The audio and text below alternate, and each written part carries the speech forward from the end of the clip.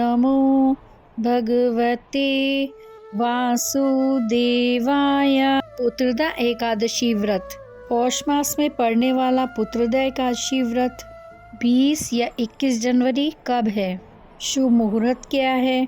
पूजा की विधि तथा पारण का समय क्या है? आइए जानें।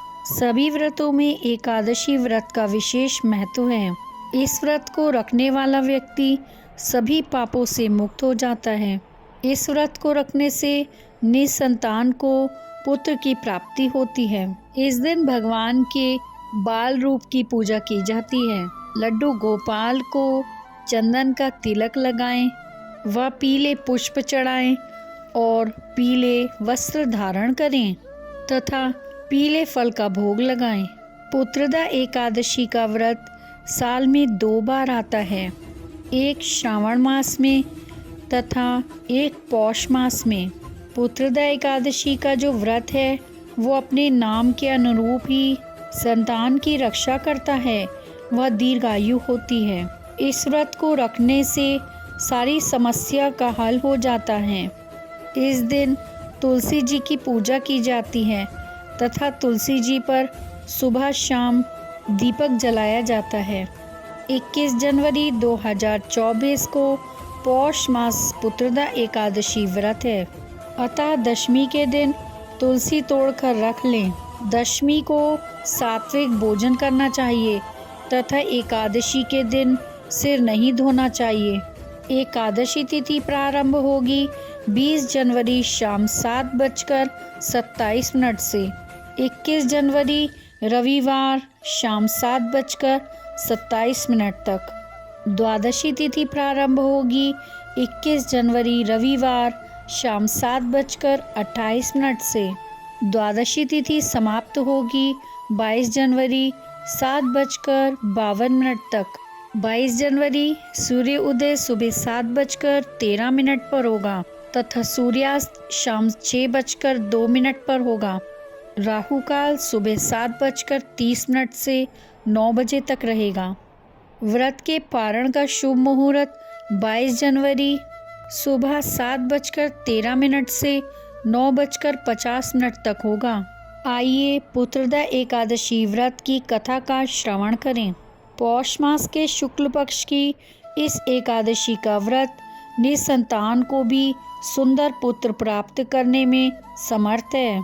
संतान प्राप्ति और उनकी रक्षा एवं प्रगति के लिए प्रत्येक नर नारी को यह व्रत करना चाहिए।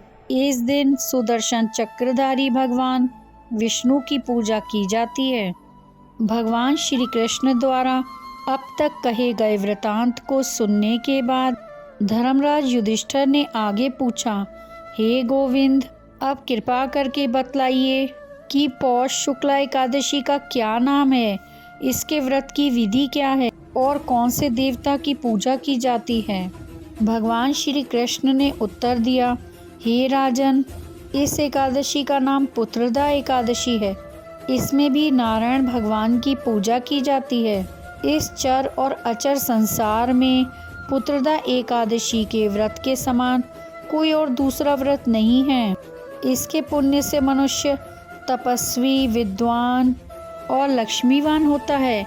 इसकी मैं एक कथा सुनाता हूँ, तुम ध्यानपूर्वक सुनो। भद्रावती नगरी में सुकेतुमान नाम का एक राजा राज्य करता था।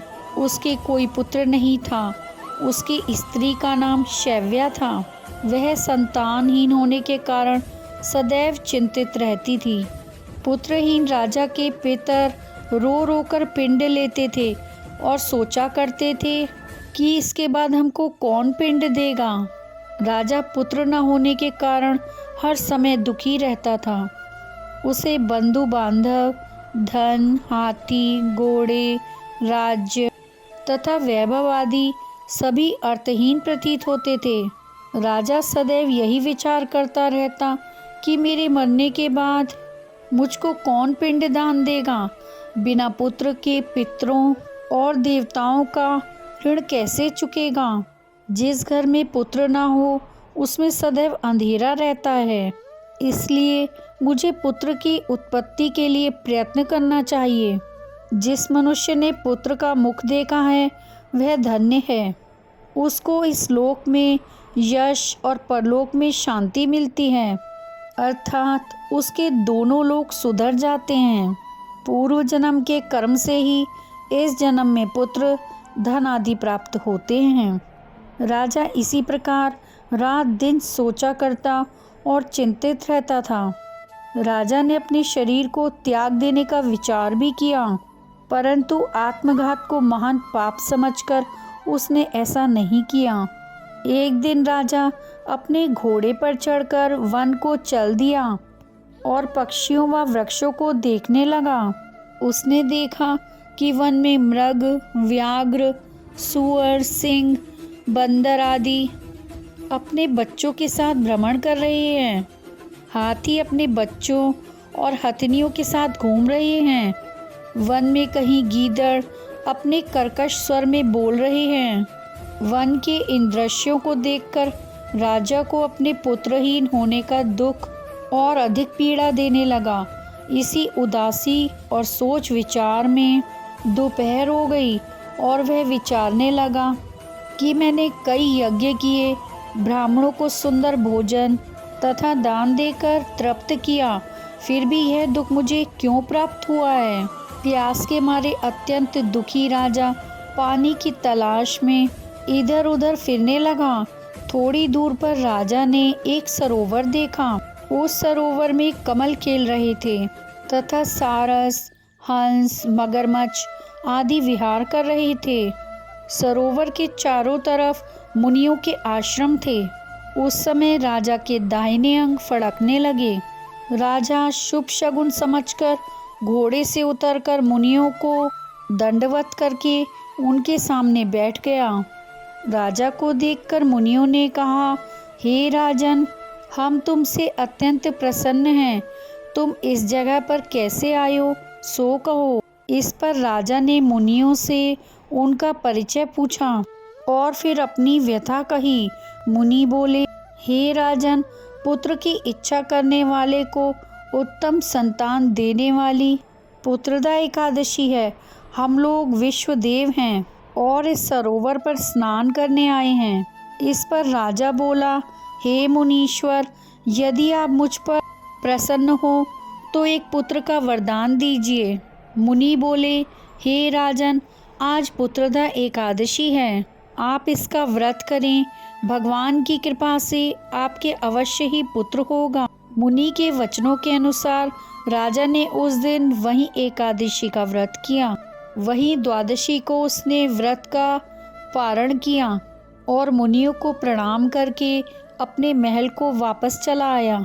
उसी मास रानी ने गर्भ धारण किया और 9 माह के पश्चात उसके एक उत्तम पुत्र पैदा हुआ, जो बड़ा होकर अत्यंत वीर, यशस्वी और प्रजापालक चक्रवर्ती सम्राट बना।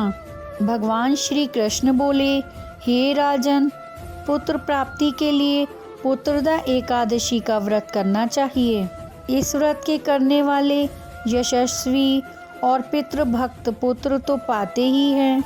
इसके महात्म्य का श्रवण करने मात्र से ही मनुष्य सुंदर संतान और मोक्ष को प्राप्त करते हैं। एकादशी माता की जय। अगर आपने इस चैनल को सब्सक्राइब नहीं किया है तो कृपया कर लीजिए, जिससे आप आने वाली कथाओं का श्रवण कर सकेंगे। राधे राधे।